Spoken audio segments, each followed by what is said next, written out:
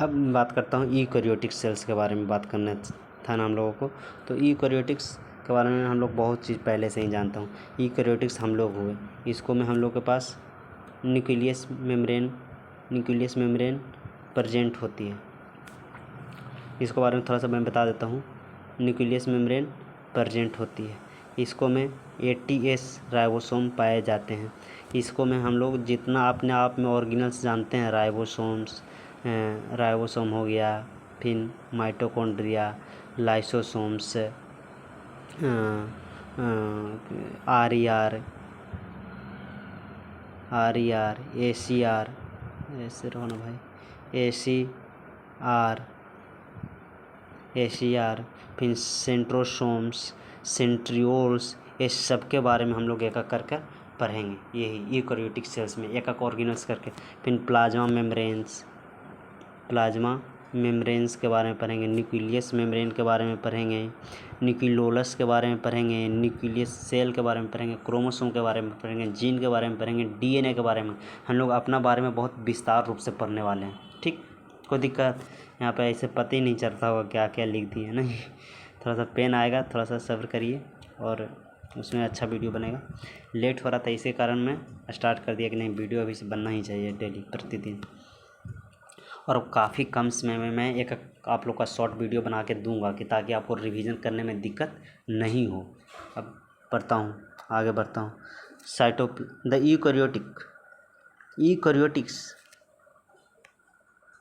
Eukaryotics includes all the protista, plants, animals, fungi, ये सब हैं यूकैरियोटिक्स हैं। ये इतना, जैसे मोनेरा हो गया जो कि प्रोकैरियोटिक हो गया, मोनेरा हो गया जो कि प्रोकैरियोटिक हो गया, लेकिन प्रोटिस्टा, फंजाई, प्लांटाई, एनिमलिया सब जो पढ़ते हैं वो यूकैरियोटिक्स में आ जाते हैं। इन यूकैरियोटिक सेल्स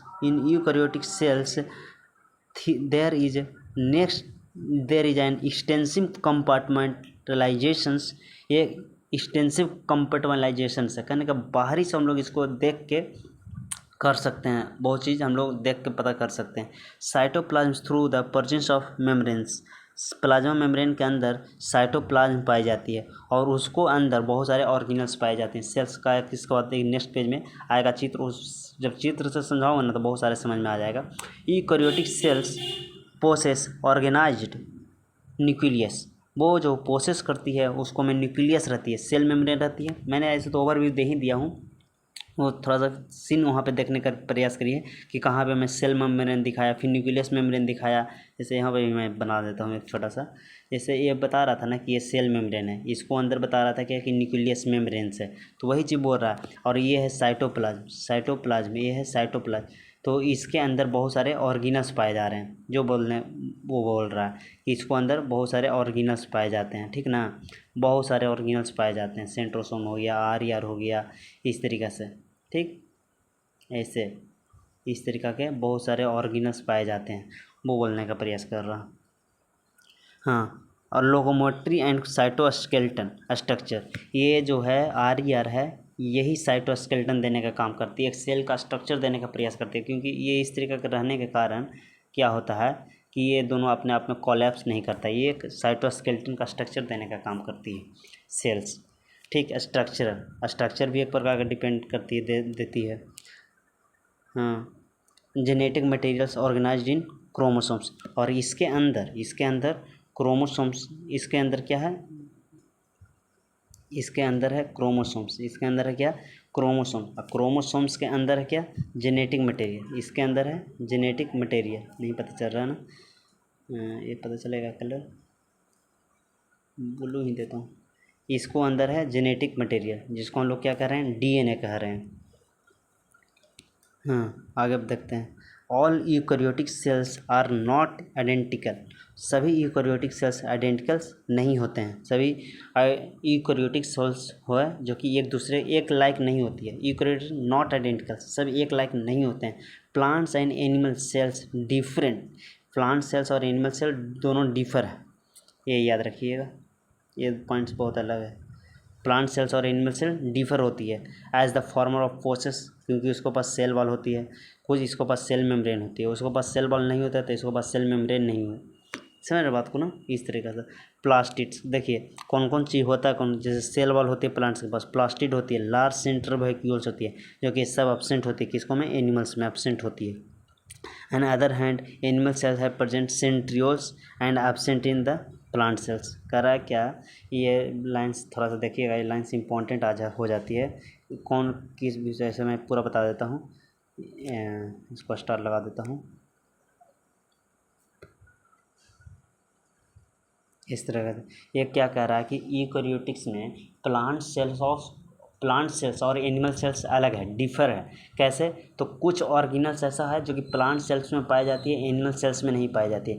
कुछ ऐसा सेल्स है जो कि एनिमल सेल्स में पाई जाती है, प्लांट्स में नहीं पाई जाती है। तो प्लांट्स में क्या क्या पाया जाता है, तो जैसे लार्ज वैक्यूल्स हो गया, सेंट्रल वैक्यूल्स जिसको कह रहे हैं वो, फिर प्लास्टिड हो गया, क्लोरोप्लास्ट, लिकोप्लास्ट, ऐसा सब इसको पाए जाते हैं प्लांट्स में, और ये एनिमल्स में नहीं पाए जाते हैं। लेकिन एनिमल्स में सेंट्रियोल्स और सेंट्रोसोम पाई जाती है जो कि प्लांट्स में नहीं पाए जाते हैं। ये बताने का प्रयास कर रहा है। यहाँ तक जो स्क्रीनशॉट लेना है, कुछ भी समझने का है तो ले सकते हैं। अब आगे बढ़ते हैं नेक्स्ट पेज में।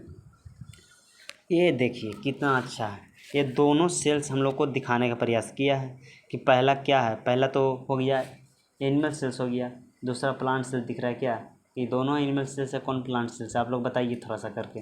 तो पहला है प्लांट सेल, दूसरा है एनिमल सेल्स। पहला है प्लांट सेल्स है, तो प्लांट सेल्स का पहले दिखता हूँ। तो देखिए कहाँ से स्टार्ट करूँ मैं। प्लांट सेल्स को देखिए, ये बाहरी वाला लेयर है, ये क्या है, बाहरी वाला लेयर है। ये जो बाहरी वाला लेयर है वो है प्लांट सेल, देखिए सेल वाला है। फिर उसको अंदर थोड़ा सा अंदर जाइए तो प्लाज्मा मेम्ब्रेन होगा। प्लाज्मा मेम्ब्रेन देखिए कहाँ पे दिखा रहा है, देखिए दूसरा पहला हर वाला लेयर को दिखाया, सेल वाल दिखाया, दूसरा क्या दिखाया, जाते भी दूसरा क्या दिखाया, प्लाज्मा मेम्ब्रेन दिखाया ना। फिर ये जो बीच में एक लाइन आ रही है वो मिडिल लेमला काम करती है। मिडिल लेमला क्या होता है, मिडिल लेमला बहुत विस्तार से मैं बताऊंगा जिसमें इसका एक ऑर्गन्स आएगी उस समय। फिर ये बात करिए न्यूक्लियस इन्वेलप। न्यूक्लियस इन्वेलप कहने का मतलब कि न्यूक्लियस मेम्ब्रेन को ही न्यूक्लियस इन्वेलप कह रही है। ये बाहर जो है ना वही से को कह रहा। ये है गोल्जी बॉडी, ये पैरेलल होती है। ये कैसा होती है, पैरेलल होती है गोल्जी बॉडी। देखिए ना एक दूसरे को कट कर रही है नहीं ना, ये पैरेलल होती है। ये न्यूक्लियोलस है, ये देखिए ये न्यूक्लियोलस है, ठीक। ये न्यूक्लियस है, पूरा जो ये स्ट्रक्चर है वो न्यूक्लियस का काम करती है। ये है रफ एंडोप्लाज्मिक रेटिकुलम, इसको आर कहते हैं। इसको ऊपर प्रोटीन्स पाई जाती है ऐसे ऐसे, समझे ना, इसलिए इसको आर कहते हैं। ये देखिए लाइसोसोम्स है, इसे सब का पहले देख लीजिए चित्र में कैसा कैसा है जो देख लीजिए, उसके बाद एक एक करके फंक्शन सबको बता दिया जाएगा। EACR है, इसके ऊपर राइबोसोम्स नहीं प्रेजेंट है। ये है प्लाज्मोडेस्माटा। प्लाज्मोडेस्माटा कहने का मतलब कि ये एक सेल हो गया, इधर फिर से सेल होगा, ये दोनों का बीच को जो कनेक्शन करती है उसको कहते हैं प्लाज्मोडेस्माटा। माइक्रोट्यूब्यूल्स क्या है, माइक्रोट्यूब्यूल्स ये एक प्रकार के ये सब ऑर्गेनिज्म के थोड़ा सा कुछ काम करती है। ये देखिए है माइटोकॉन्ड्रिया, ये क्या है माइटोकॉन्ड्रिया, ये प्रोक्सीजोम्स है। ये इसको अंदर देखिए, ये सब जो लिक्विड दिख रही है ये सब जो क्या है साइटोप्लाज्म है। क्या है, साइटोप्लाज्म है। एक क्लोरोप्लास्ट है, इसी के अंदर लिकोप्लास्ट, क्लोरोप्लास्टिड, क्रोमोप्लास्ट, ये सब इसी के अंदर पाई जाती है, इसी के अंदर। इसको पहले निकालूंगा, एक निकालूंगा, उसके बाद जूम करके इसको अंदर तीनों को दर्शाने का प्रयास करूंगा। लिकोप्लास्ट, क्रोमोप्लास्ट और एक और होता है लिकोप्लास्ट, क्रोमोप्लास्ट, प्लास्टिड, नहीं प्लास्टिड के अंदर ये तीनों होता है, ठीक। तो ये तीनों का दर्शाने का काम करूँगा। फिर ये देखिए राइबोसोम, प्रोटीन फैक्ट्री, इसी को कहा जाता है। ये है माइटोकॉन्ड्रिया, जो कि मैं यहाँ पे बोल दिया कि ये माइटोकॉन्ड्रिया। देखिए माइटोकॉन्ड्रिया का यहाँ पे डिनोट किया।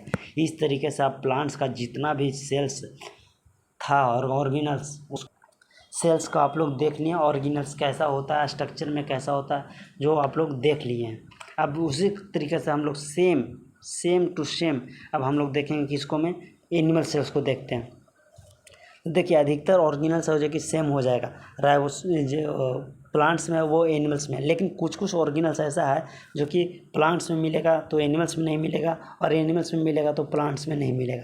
देखिएगा मैं सेम करके मैं बताता हूँ, ठीक ना। जैसे देखिए प्लाज्मा मेम्ब्रेन था, तो प्लाज्मा मेम्ब्रेन क्या हो रहा है, प्लाज्मा मेम्ब्रेन यहाँ था तो यहाँ पे प्लाज्मा मेम्ब्रेन है। प्लाज्मा मेम्ब्रेन, इसको अंदर देखिए सेल वॉल एब्सेंट है, इसको बस प्रेजेंट है, तो एनिमल्स में ये एब्सेंट होती है। एनिमल्स के लिए एब्सेंट के लिए हम कटकुट लगाते जाऊँगा, ठीक। फिर देखिए सेंट्रियोल्स, सेंट्रियोल्स यहाँ मिलती है एनिमल्स में, तो उसको में नहीं मिलती है सेंट्रियोल्स, ये उसको में नहीं मिलता है, तो इसको लिए दूसरा पेन का यूज कर रहा हूँ। ये प्लांट्स के लिए कि नहीं मिलेगा जो है, और वो एनिमल्स में नहीं मिलेगा जो है। लाइसोसोम्स, लाइसोसोम देखिए दोनों में मिलता है, इसको में भी लाइसोसोम्स होगा। अच्छा नहीं है तो ऐसे, लेकिन होता है प्लांट्स में भी लाइसोसोम्स होता है, ऐसे देखिए ना क्या है ये लाइसोसोम्स है। राइबोसोम्स, देखिए राइबोसोम्स भी होगा, राइबोसोम्स भी है। Rough endoplasmic reticulum, cytoplasm, rough endoplasmic reticulum और साइटोप्लाज्म, साइटोप्लाज्म देख रहे हैं सब ऑर्गन कैसे मिल जा रहा है। न्यूक्लियस, न्यूक्लियोलस, न्यूक्लियस न्यूक्लियोलस से मिल जा रहा है ना। Nucleus envelope, nucleus envelope. Smooth endoplasmic reticulum, Golgi body, smooth endoplasmic reticulum, Golgi body, Golgi body इधर दर्शाने का प्रयास किया था हम, गोल्जी बॉडी है ना। और कोई है ऐसा, तो एक सेंट्रोसोम्स नहीं मिला, एक सेल वाल नहीं मिला। इस तरीक़ा से याद रखने का डिफरेंस थोड़ा सा याद रखने का प्रयास करिएगा, और कहिएगा तो इसको मैं एक और अपना तरीक़ा से चित्र में भी बनाता हूँ। तो प्लांट सेल्स इसमें नहीं आप लोगों को पता चल रहा होगा, तो मैं एक अपना तरीक़ा से भी चित्र बनाता हूँ, ठीक ना। जैसे प्लांट सेल्स ऐसे बनाए जाते हैं हम लोग, एक प्लांट सेल्स इस तरीक़ा का हम लोग बनाते हैं। वहाँ पे गिज भी हो जाएगा ना चित्र, इसलिए मैं यहाँ पे यूज कर रहा हूँ। प्लांट सेल्स ऐसे भी बनाइएगा, नहीं आ रहा है बनाने तो।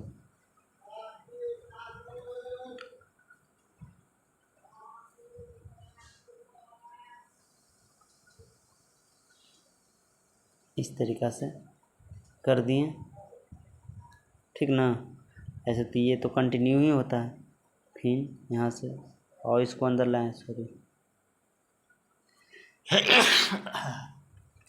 सॉरी, ये इस तरीक़ा से ऐसे कर दिए।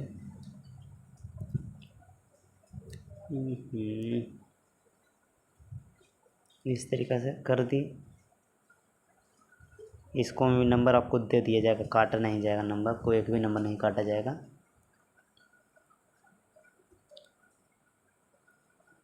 उसको में नहीं पता चल रहा हो, और इसको अंदर आप जितना ऑरिजिनल्स है वो दर्शा दीजिए आप अपना, है ना। इसको अंदर सब ऑरिजिनल्स दर्शा दीजिए। जैसे अब यहाँ पे हमको अब न्यूक्लियस दर्शाना है, तो न्यूक्लियस कैसे ले लिए हैं। फिर यहाँ पे हमको RER दर्शाना, सॉरी यार, मैं आप लोग के लिए इतना मेहनत कर रहा हूँ, थोड़ा सा ध्यान रखिएगा।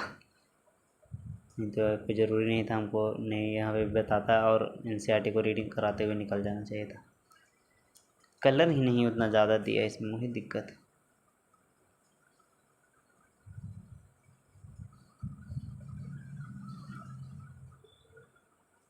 इस तरीक़ा से इसको ऊपर प्रोटीन्स बैठा दीजिए, तो ये हो गया। क्या समझ रहे हो बात को, मोटा मोटी एग्जाम में मैं बताने कि नहीं याद आ रहा किताब वाला। तो ये हो गया गोल्जी बॉडी, क्या ये हो गया सेंट्रोसोम्स। अभी मेरे पास तो पेन है भी नहीं, मैं हाथ से इतना अच्छा बना सकता हूँ, तो आप लोग फिर ये हो गया वैक्यूल्स, समझ रहे हैं ना। ये हो गया सेल वाली, ये हो गया सेल वाली, ये हो गया प्लाज्मा मेम्ब्रेन्स। इसको ऐसे कंटिन्यू कर दीजिएगा, प्लाज्मा मेम्ब्रेन कंटिन्यू रहती है ना, इस तरीके से समझ रहे बात को। फिर इसको अंदर आपको दर्शाना है, क्रोमोसोम दर्शाइए, फिर इसको अंदर DNA दर्शाइए, है ना। ऐसे इसको अंदर DNA आप दर्शाइए, फिर उसको अंदर भी दर्शाना है तो जीन दर्शाइए। इस तरीक़े से करके आप लोगों को एक मोटा मोटी प्लांट सेल बनाने का आइडिया दे दिया। फिर अब बात कर रहा हूँ कि वो एनिमल सेल वाला नहीं याद है, तो कुछ नहीं करिएगा। एनिमल सेल्स के लिए क्या करना है, ये देख लिए ना, प्लांट सेल को बनाने का ओवरव्यू दे दिया मैंने, और एनिमल सेल्स का ओवरव्यू दे देता हूँ। एनिमल सेल्स इस तरीक़ा से, ओफ सॉरी, एनिमल सेल इस तरीक़ा से, जैसे एक सर्कुल ले लिए। एनिमल सेल तो मैं बार बार बना ही रहा हूँ, उसी तरीक़ा से ये बनाइएगा। एनिमल सेल्स इस तरीक़ा से ले लिया। ये मैं बोर्ड वाला के लिए बता रहा हूँ, क्योंकि नीट में तो ये सब आएगा नहीं। ये बोर्ड वाला के लिए मैं बता रहा हूँ कि वो ही देखे तो उसको भी फ़ायदा हो जाए। ये हो गया न्यूक्लियस, ये हो गया RER, इसको बना दीजिएगा इस तरीक़ा से, है ना, RER। और ये गोल्जी बॉडी बना दीजिएगा, ऊपर गोल्जी बॉडी बना दीजिएगा, और यहाँ पे सेंट्रोसोम बना दीजिएगा, और सेंट्रोसोम के अंदर सेंट्रियोल्स बना दीजिएगा, और यहाँ पे माइटोकॉन्ड्रिया, यहाँ पे राइबोसोम्स, यहाँ पे लाइसोसोम्स, और इसको पर प्रोटीन बैठा दीजिएगा। क्या कोई दिक्कत, तो ये आर ई आर बन जाएगा, ये एस ई आर बन जाएगा। और फिर इसको अंदर क्रोमोसोम को दर्शा देता हूँ। क्रोमोसोम को दर्शा दिया मैंने, क्रोमोसोम के अंदर डीएनए इसको पर दर्शा दिया क्या, इसको अंदर भी जीन को दर्शा दिया, इसको अंदर जीन को दर्शा दिया। समझ रहे हैं ना बात को। इस तरीक़ा से ओवरव्यू है मोटा मोटी सेल्स को बनाने का। वो कितना याद करिएगा, रटिएगा नहीं, रट पाइएगा ना। तो इस तरीक़े से ठीक है, यहाँ तक। अब आगे बढ़ते हैं हम लोग। तो ये पेज तो हो गया कंप्लीट। अब ये पेज पर हम लोग चलते हैं, 93 पेज पे आ गए हम लोग। Let us now look the individuals of the cell organelle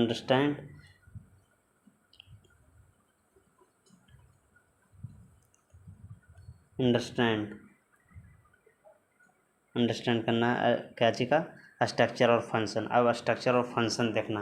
अब एक एक करके हम लोग अब सब के बारे में देखते हैं, ठीक। जैसे ये सेल मेम्ब्रेन है, तो सेल मेम्ब्रेन का और नाम से हम लोग जानते हैं कुछ, प्लाज्मा मेम्ब्रेन जानते हैं हम लोग, ठीक। इसी को नाम प्लाज्मा मेम्ब्रेन भी है। इसी को और एक नाम होता है, क्या नाम होता है, तो सेल मेम्ब्रेन, प्लाज्मा मेम्ब्रेन, एक और नाम होता है, याद आएगा तो मैं बताऊँगा, ठीक। तो अब एक एक करके पढ़ते हैं, ठीक।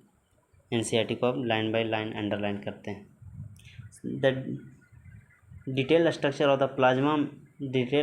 The membrane was study only after the advent of the electron microscopes 1950। Meanwhile chemical study and chemical cell membranes specially the human RBC का कह रहा है कि डिटेल स्ट्रक्चर हम लोग देखेंगे मेम्ब्रेन का, जो कि हम लोग पढ़ेंगे। और इलेक्ट्रॉन माइक्रोस्कोप से जब 1950 में हो गया था ना खोज, उसको बाद के बाद अब करेंगे।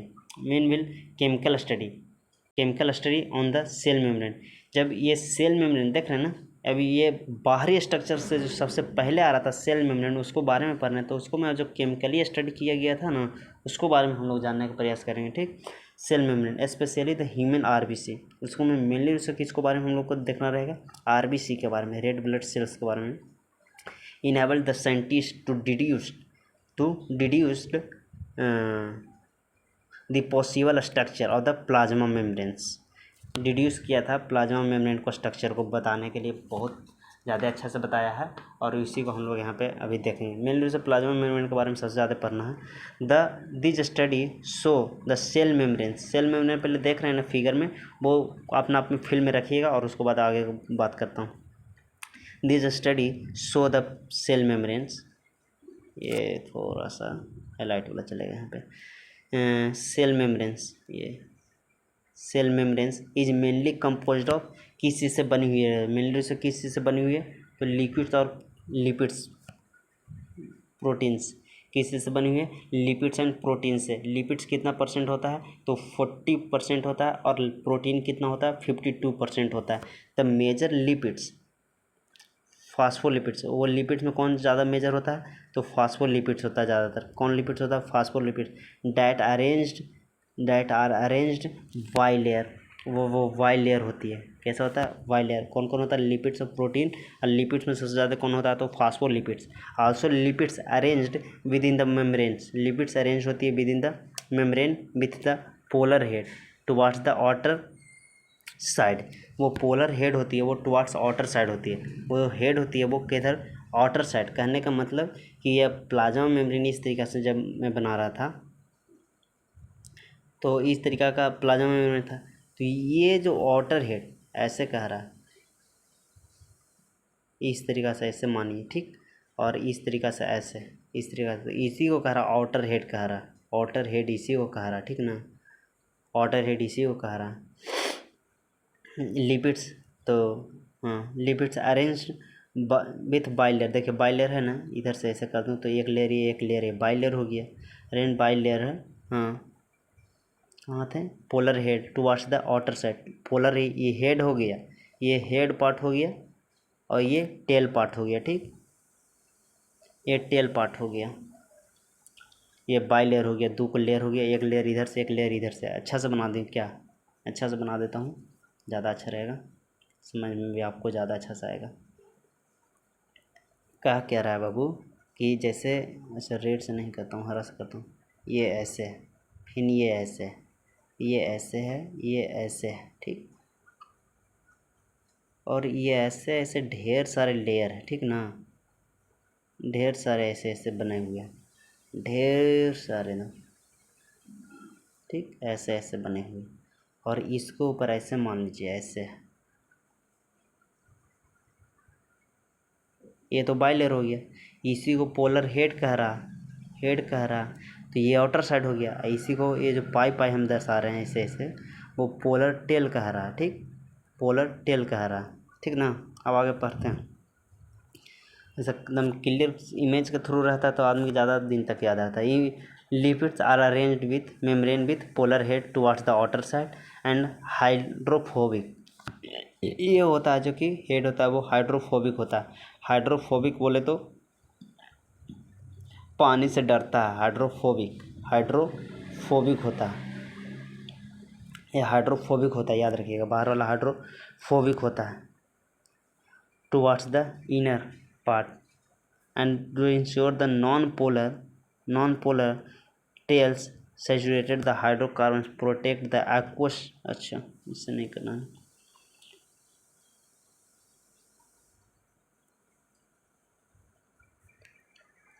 ensure the non-polar tails and saturated hydrocarbon protect from the aqueous environment. ये इन्वायरमेंट से, बाहरी इन्वायरमेंट से प्रोटेक्ट करने का काम करती है, बचाने का काम करती है। कौन? तो ये पोलर हेड और टेल मिलकर जो ये बना रही है स्ट्रक्चर वो। In addition phospholipids membrane also contain cholesterol. एकदम इम्पॉर्टेंट लाइन है, फास्फोलिपिड्स। इसको रेड लाइन भी चला देता हूँ। फास्फोलिपिड्स है जो कि कोलेस्टेरॉल को भी कंटेन करके हुई अपने आप में रखे हुए रहती है। तो यहाँ तक क्या, अभी तक हमने पढ़ा क्या कि प्लाज्मा मेम्ब्रेन के दो लेयर होता है, एक पोलर हेड, एक पोलर टेल होता है। एक हाइड्रोफोबिक होती है, पोलर हेड होता है जो हाइड्रोफोबिक होता है, टेल होता है जो हाइड्रोफिलिक होता है, यानी कि वाटर से लव करती है, ये वाटर से हेट करती है।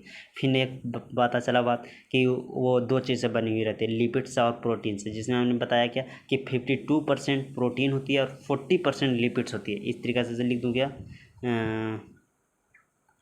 ये जो प्रोटीन्स है वो कितना है, 52%, 52%, 52%।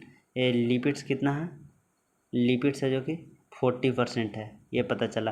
फिर पता चला क्या कि लिपिड्स तो 40%, ठीक है, ठीक है, कोई दिक्कत नहीं है, लेकिन उसको में कौन लिपिड है, तो फास्फोलिपिड्स है। कौन लिपिड्स है, फास्फोलिपिड्स। फिर बाद में पता चला जो फास्फोलिपिड्स है वो कंट्रोल किस चीज़ को की हुई रहती है, तो कोलेस्टेरॉल को कंटेन की हुई रहती है। किससे को कंटेन की हुई रहती है, cholesterol. Later the chemical in, अब आगे पढ़ते हैं। लेटर द कि बायोकेमिकल, सब साफ कर दूँ, सब साफ कर देता हूँ अभी।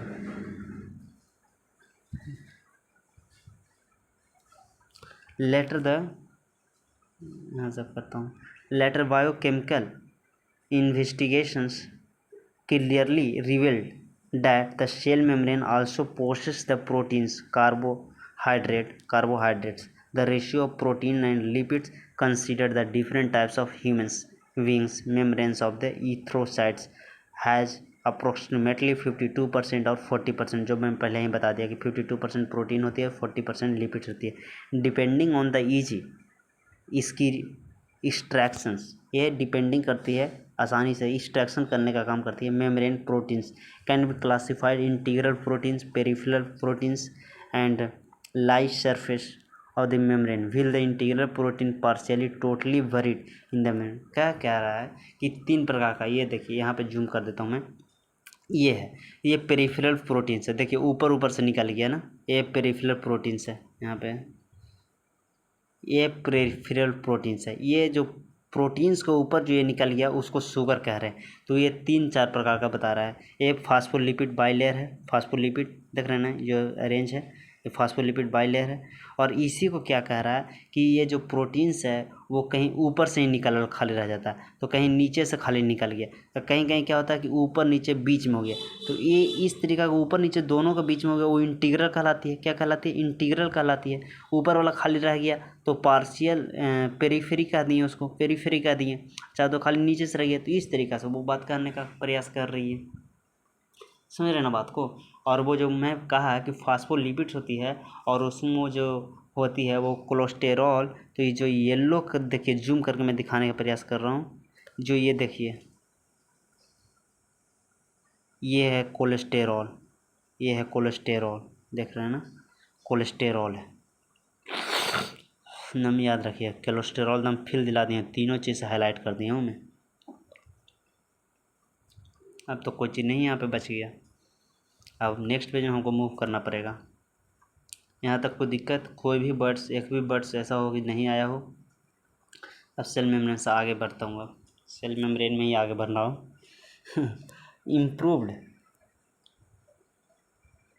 improved model structure called cell membrane proposed by Singer Nicolson 1972।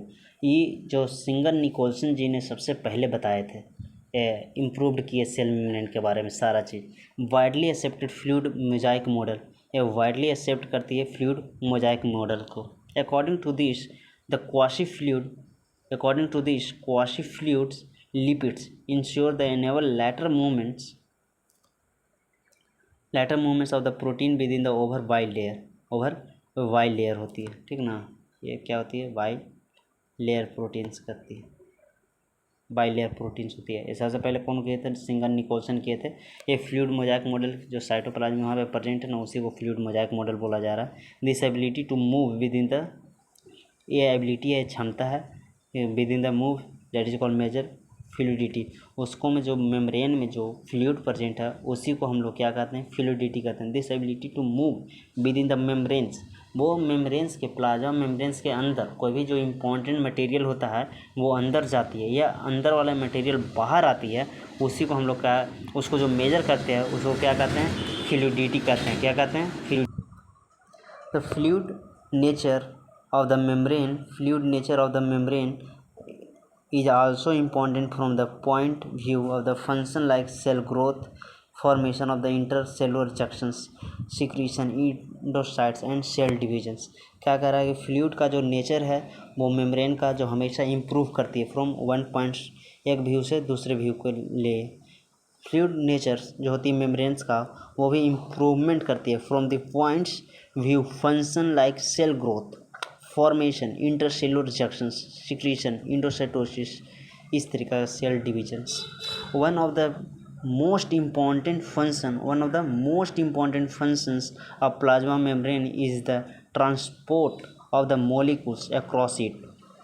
क्या कर रहा है कि इसमें एक इम्पॉर्टेंट फंक्शन है, एक बहुत ज़्यादा इम्पॉर्टेंट फंक्शन होती है प्लाज्मा मेम्ब्रेन को, जो ट्रांसपोर्ट करती है मॉलिक्यूल्स को across plasma membrane to cytoplasm and nucleoplasm to cytoplasm and cytoplasm to nucleoplasm. This membrane is selectively permeable molecules, इसी को हम लोग क्या कहते हैं, सेलेक्टिवली परमिएबल मॉलिक्यूल्स कहते हैं। हाँ, present in the many molecules move is called passive transport उसको कहते हैं जो कि आसानी से अपने से चला जाए, हायर कंसंट्रेशन से लोअर कंसंट्रेशन की ओर अपने से चला जाए, उसको में नहीं रिक्वायर होती एनर्जी का, हम लोग का रिक्वायर नहीं होता है एनर्जी, हम लोग अपने तरीक़े से एनर्जी उसको में नहीं इन्वॉल्व करते हैं। ये बात याद रखिएगा, हम लोग को एनर्जी रिक्वायर नहीं होती है। कहाँ है लिखना, हाँ यहाँ पे विदाउट एनर्जी रिक्वायर्ड, ठीक। न्यूट्रल सॉल्यूट्स में move across the membranes by this simple diffusion. और जो न्यूट्रल मॉलिक्यूल्स होता है, जो किसी को यहाँ पे ना हायर कंसंट्रेशन लोअर कंसंट्रेशन सब कुछ नहीं हो रहा है, तो वो किस चीज़ के थ्रू जाता है, डिफ्यूजन के थ्रू जाता है। यहाँ से थोड़ा सा आप पॉइंट्स इंपॉर्टेंट सब होते जा रहा है, इसलिए हाईलाइट्स करते जाइएगा यहाँ से ध्यान से। पहले तो पैसिव बर्ड्स को अति कर लीजिए, फिर न्यूट्रल बर्ड्स कैसे जाती है, तो डिफ्यूजन के थ्रू जाती है, ठीक, डिफ्यूजन के थ्रू जाती है। फिर क्या रहा है, the concentration gradient from higher concentration से लोअर कंसंट्रेशन जाती है, जैसे वाटर में भी फ्लो हायर कंसंट्रेशन से lower concentration, that is called osmosis. तो ये पॉइंट यहाँ तक, जैसे लिक्विड पार्ट्स होती है ना, जो हर हमेशा फ्लो करती है हायर कंसंट्रेशन से लोअर कंसंट्रेशन, तो लिक्विड्स पार्ट्स जब करती है हायर से लोअर, तो उसको लिए एक टर्म्स ऑस्मोसिस को यूज़ किया जाता है। लेकिन जब गैसियस हायर कंसंट्रेशन से लोअर कंसंट्रेशन की तो मूव करती है, तो उसको लिए एक टर्म डिफ्यूजन यूज़ किया जाता है। क्या यूज़ किया जाता है, डिफ्यूजन यूज़ किया जाता है। और इसको लिए क्या यूज़ किया जाता है, ऑस्मोसिस यूज़ किया जाता है। एक्टिव ट्रांसपोर्ट वो होती है जिसको में हम लोग का रिक्वायर एनर्जी होता है, लेकिन पैसिव वो होता है जिसको हम लोग को रिक्वायर एनर्जी नहीं होती है, कोई दिक्कत नहीं। Through the non polar lipids bilayer they require carrier proteins और the molecules they are transported across the membranes against their concentration from the gradient or higher concentration to lower concentration depending on the process of the ATP utilized, that is called active transport और sodium और potassium.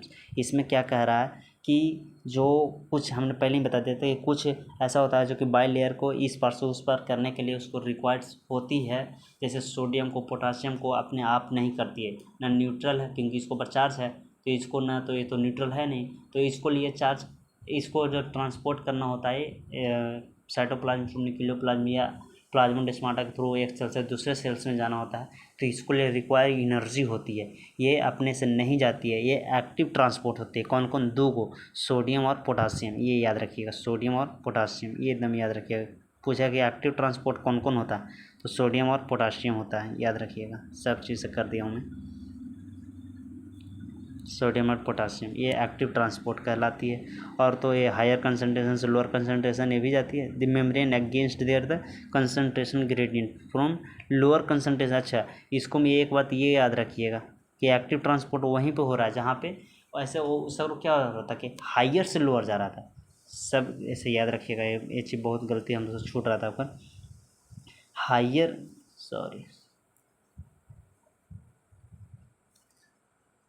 ऐसे higher से lower जा रही है तो कोई दिक्कत नहीं है, ये आसानी से चल जाएगी, इसमें ये पैसिव हो जाएगी। कैसे हो जाएगी? पैसिव। लेकिन लोअर से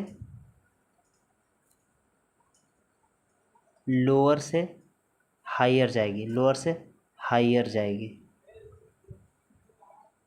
तो इसको में एक्टिव होगी, जिसको में रिक्वायर हो गया। ये कौन कौन जाती है? तो सोडियम प्लस जाती है और पोटासियम जाती है। ठीक, कोई दिक्कत? ये है बात। ये हो गया पैसिव, ये हो गया एक्टिव ट्रांसपोर्ट। और न्यूट्रल ट्रांसपोर्ट डिफ्यूजन के थ्रू चली जाती है, जिसको में कुछ भार नहीं होता है। यहाँ तक तो हम लोग, कोई दिक्कत कहीं पे भी कुछ परेशानी हुआ हो तो बताइए। और इसको सोच रहा हूँ कि अब 2 पार्ट में कर देता हूँ। एक पार्ट बहुत बड़ा वीडियो बन गया है, लमसम 2 घंटा का बन गया है, और एक सोच रहा हूँ कि 2 घंटा के अंदर, और ये कहा कि है चैप्टर 12 चैप्टर है, और कोई भी पॉइंट्स को छोड़ा भी नहीं हूँ, तो इसको लिए फिर एक ही वीडियो बना दूँगा 5 घंटा के, तो उससे में भी नहीं देखिएगा कि इतना लंबा वीडियो कौन देखता है। इसीलिए मैं इसको सोच रहा हूँ पार्ट 2 भी इसको लेकर आऊँगा, और उसको आगे सेल वॉल से उसको मैं कंटिन्यू करके उसमें उस पार्ट में आप लोग को कंप्लीट दूंगा। थैंक यू, धन्यवाद। थोड़ा सा मेहनत को देखते हुए अच्छा लगता है वीडियो, और कोई यहाँ तक तो हम मेरे अनुसार से कोई पहुँचेगा ही नहीं, क्योंकि आजकल दिखावटी का चीज़ चल गया है कि जो अच्छा बोल रहा है, अच्छा से पहले हम बोलें कि लाइक करिए, सब्सक्राइब करिए, 5 मिनट हम वो बोलते हैं तो हम बहुत अच्छा कहलाते हैं।